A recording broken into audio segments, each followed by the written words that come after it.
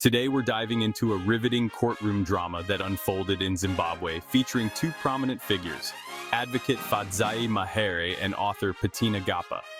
The saga began back in 2018 when Mahere found herself at the center of a controversial defamation lawsuit filed by Gapa. What unfolded over the next few years was nothing short of a legal thriller, filled with unexpected twists and intense drama.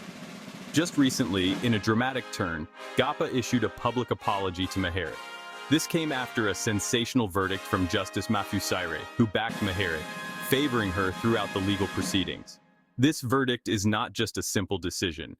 It's a significant climax to the high-stakes battle that captured the nation's attention. Imagine this: key evidence mysteriously vanishing from Gapa's legal bundle, and Mahere's boyfriend even stepping in with a proposal to settle the matter out of court. But Gapa refused, determined to fight it out in court. However, she faced formidable legal challenges, struggling to make progress in her defense, leading ultimately to her apology. This case is emblematic of the broader political and legal challenges in Zimbabwe. While Mahere, now a member of parliament, celebrates her legal victory, it's a poignant reminder of the intense political rivalries and the vital role of judicial integrity in such disputes.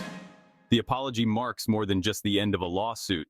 It represents a moment of introspection about public discourse and legal battles in the political arena.